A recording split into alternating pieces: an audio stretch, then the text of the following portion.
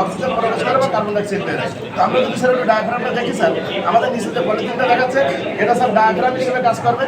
ডায়াগ্রামটা যখন নিচে নামবে তখন স্যার বক্ষগহ্বরের আয়তন বাড়বে, অনেক জায়গা হবে, ফুসফুসটা তখন আকারে বড় হবে। এটা যদি স্যার আমরা নিচের দিকে টান দিই, আমরা আস্তে আস্তে দেখতে পাচ্ছি স্যার ফুসফুসের ভিতরে অক্সিজেন প্রবেশ করছে। যখনই স্যার আমাদের ডায়াগ্রামটা উপরে উঠে যাবে তখন আমাদের ফুসফুসের সংকোচন হবে, ওখানে বাতাসটা ওর ভিতর থেকে স্যার আবার বেরিয়ে যাবে।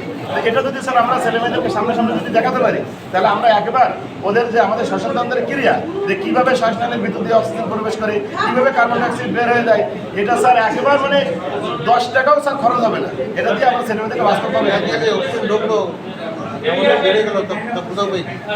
এখন এটা তো কার্বন ডাইঅক্সাইড বের হবে। কার্বন ডাইঅক্সাইড পরীক্ষা করার স্যার একটা পদ্ধতি আছে।